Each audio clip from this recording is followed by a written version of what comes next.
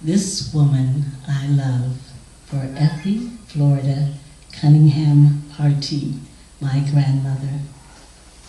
Down a winding dirt road with rust-colored rocks and glistening beige pebbles is where my grandmother lived. She woke up to clear blue skies and billowing white clouds. My grandmother went to sleep when the shimmering sun was just down and the still stars were floating outward. Yet all the beauty of Mississippi land cannot nearly compare to this woman I love.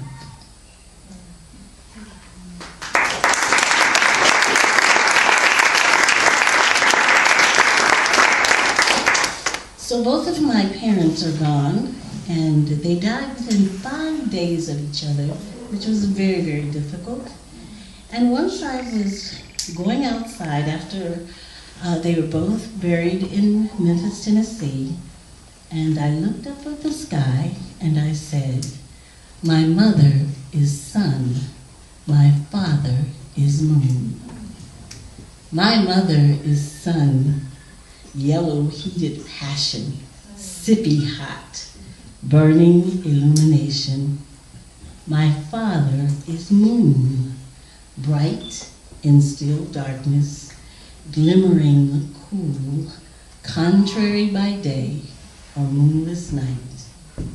I am moving water, reflecting sun and moon points of light, while my parents rest before rising.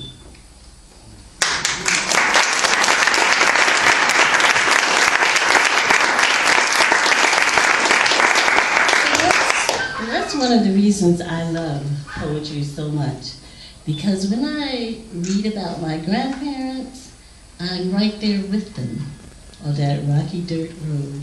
And when I read about my mom and dad, then they're forever with me.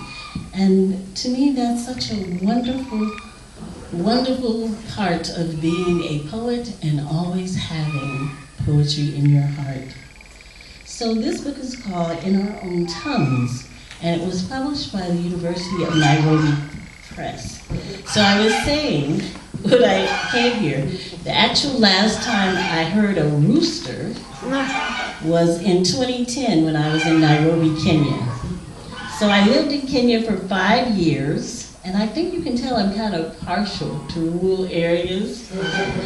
I was really astounded. Do you know that for the first time in human history, people will now live more in cities than in rural areas? So it's been a tremendous shift. But when I was at the University of Nairobi, I went there to do research. And I ended up at the University of Wisconsin-Madison because I wanted to study African literature. I wanted to study the origins of African American literature, and there was no other place to go. There was no other university in the entire US that did literature. So that's why I came, and I think I'm still here. I think I'm still here.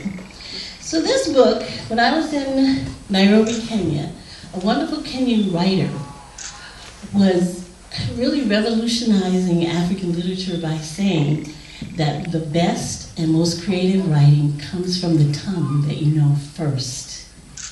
And so he was saying to do authentic African literature, he needed to first write in his mother's tongue, Gikuyu.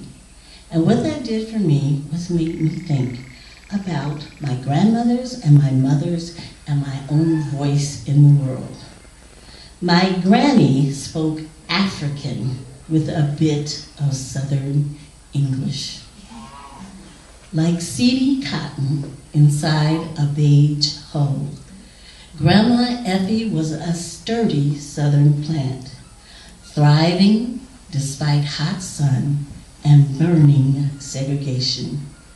Watered from an ancient well and female sweat, my granny spoke African with a bit of Southern English. Children best remember that family be more than your lives. Grandchildren heard her curious words, felt her devotion, but didn't always understand her meaning. My granny survived, living colored in Como, Mississippi, to teach us how to speak her tongue, talking African in America. And I changed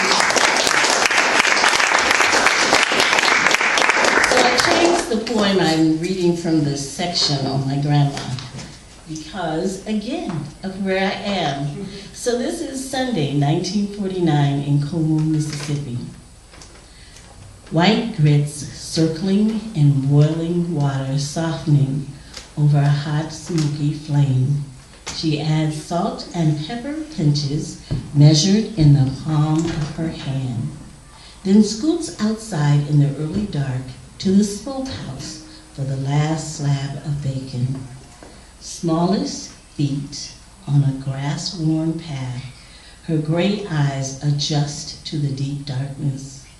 Returning the same 27 steps to her kitchen, she picks up a large wooden spoon, stirring thickening grits into smooth. She slides the cast iron pot back to a lower flame and lifts up the heaviest skillet to fry thick pieces of pork, thinking briefly how this last hog fed the family well. More things left, like gathering eggs, pouring sorghum over last night's biscuits, adding fresh churned butter to done grits, before the smells alert 8 bodies to Sunday morning breakfast. More things left, like laying out good clothes, washing up, and dressing 7 little bodies, fussing with Woody before she can finally get dressed for service at Mount Moriah Church.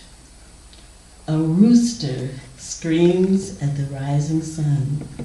Effie pauses in her thoughts, then walks to the open back door.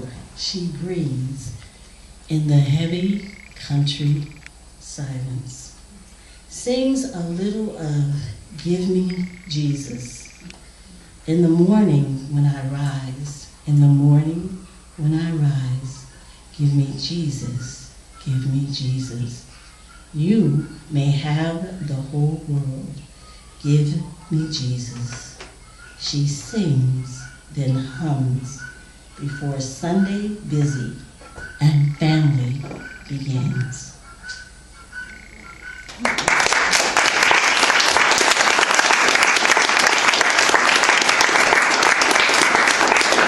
My mama spoke Southern English with a bit of African. So I'm thinking about how they spoke and the languages I heard from down south. So my mom totally reversed it. She spoke Southern English with only a bit of African words. Churned pale yellow butter from fresh cow's milk is how Mama spoke.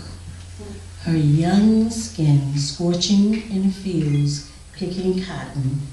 Out of 4 bales, 3 for Mr. Taylor, 1 for family. Mama's kept memory she never told. Teen bride of an army soldier from the north, she ran hard into marriage, escaping seasonal schooling and Jim Crow laws. And then here's the poem in a section from my mom. It's called Southern Love. Because when I go into schools, always children and teens want to write love poems. And if I start by saying, roses are red, sugar is sweet, and so are you, everybody knows that. So I thought, what about Southern love? I want love to be like a good pot of greens. Pick the tenderest parts, separate from the hard stem.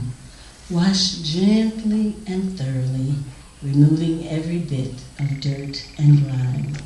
Rinsing over and over. Has anybody ever washed greens? Oh, yeah. Okay, keep going. Over. Let me hear you. Over. Keep going. Gotta get all the dirt off. And over with the clear, clean water of forgiveness, seasoned with savory meat, herbs, and spices. And then simmer, simmer. You gotta help me cook the greens. Simmer. Don't turn them up too high. Simmer. Takes 2 hours. Keep going. And simmer. I speak Swahili, Standard and Southern English. So when I was growing up in the South, they always told me the best English was spoken in the Midwest. And I'm here, and I realized what they were saying. They were looking for a standard English that didn't have like reflections or accents or, yeah, spice. I speak Swahili, Standard, and Southern English. Grandma Effie and her African ways cultivated me as I trailed her round her rape-patterned yard, pushing flowers into cut-off bleach bottles and every size jelly jar, dropping seeds into tilled Mississippi black dirt, watching her sow beauty into the earth. My mama's Southern lilt taught me early to speak words because she was a woman determined never to be silenced. Yet even Mama was uneasy when I spoke loud about hush, hush, family secrets. I grew up knowing words are power in an honest woman's mouth. I speak Swahili, Standard, and Southern English. Mimi ninaongeza Kiswahili, Kiingereza, cha kawaida ni Kiingereza cha kusini, y'all. I also speak in tongues. Poet synthesis of African heat and magnolia perfume. I am recreated from the tongues of my mothers.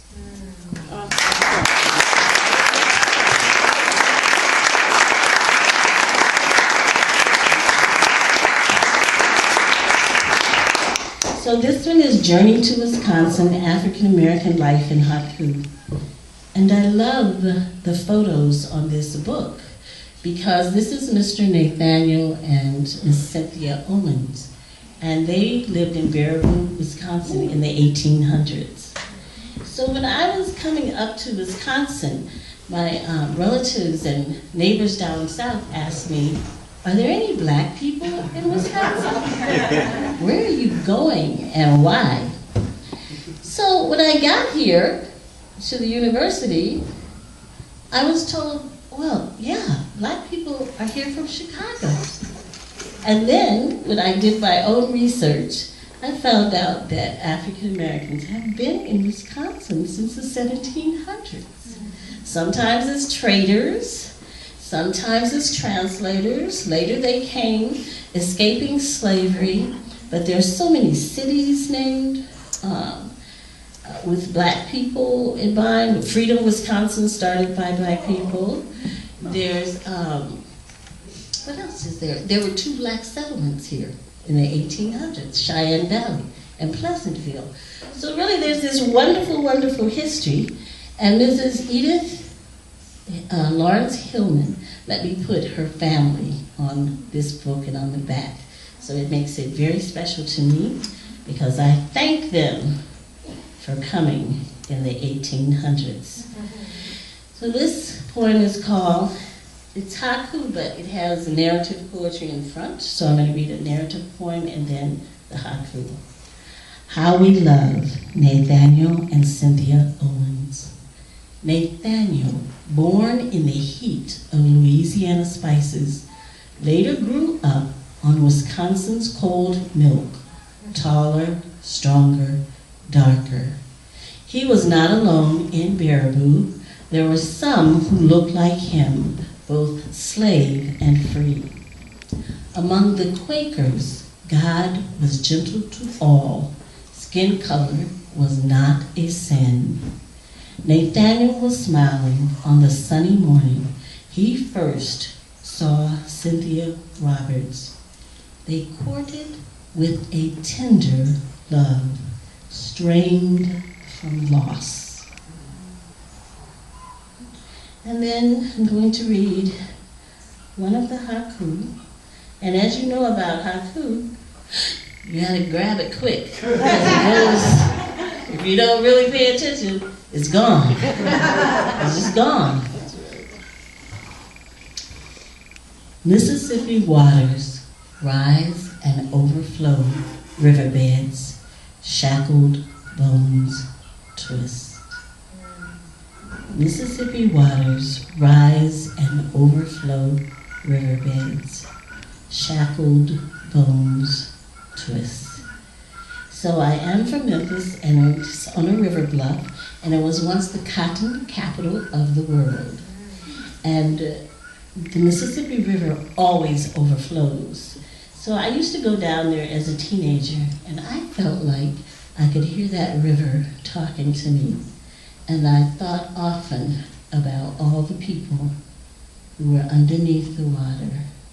And that's how I came up with that haiku.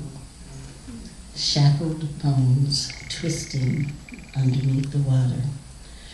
So I am also from Madison. I've lived there longer than any one place in the world. And unfortunately for Madison this year, it's the place where Tony Robinson was killed. Beloved sons, my aching ears hear the thunder across mountains to warn you storms are coming. Young black male won't let you hear clear wisdom from your mother. My crying eyes are etched with the horror of lightning striking you, dead again and again and again. And my last poem.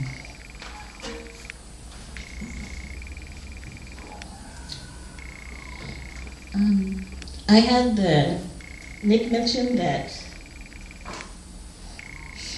he mentioned my last manuscript being Mary Lou Williams. Does anybody know Mary Lou Williams? Oh, thank you. Not personally. Well, that's okay. I should be so lucky. Well, she was just an amazing jazz artist. She was a pianist, composer, and arranger. So the backstory is, my dad was a serviceman, and he loved jazz. And we lived in France at one time, which was a jazz capital. They really, really loved jazz. So I grew up hearing jazz, and I grew up thinking I could scat. My dad would put on his jazz records, and I would scat to them. So I'm in Madison, and I'm in the library. Plug for a library is really one of my favorite places in the whole world, libraries. And I saw a new section, and it was a biography. There's this beautiful black woman on there. So I paused and said, who is this woman? And it was Mary Lou Williams. And she was born in 1910, and she died in her 70s in the 1980s. So she played 6 decades of jazz, from stride to bebop to free jazz. So I immediately called my father, and I said, now Dad, you've taught me about all the jazz artists, but you never mentioned Mary Lou Williams. So he said, oh, Mary Lou, yeah, And the interesting thing about her, though, is she was a composer and an arranger as well. So she had a very difficult time with royalties, and when they had that wonderful PBS story about the jazz musicians, Mary Lou wasn't there. So I just feel by researching her life and going to where she lived and talking to her family and meeting her manager, that it's a way of making her live again. She had an apartment in Harlem, and I went there to where that apartment building used to be, and Harlem was her home base wherever she traveled in the world, because she traveled all over the world playing jazz. Neckbone, Harlem. Harlem is old time tasty. Always has been, always will be. Just like a neck bone. Do you know what a neck bone is? All right. Prepared simply with spices and water, still juicy with plenty of sweet meat. Others think they can't enjoy to eat 'cause it looks funny. Not the prime pieces with marble fat, just the bones that hold up, full of holes and angles that must be sucked to savor the full essence. Harlem requires your undivided attention. All of you involved. Gets your hands and your lips greasy. Ain't always pretty to look at, but Harlem is as filling as a neck bone. Thank you.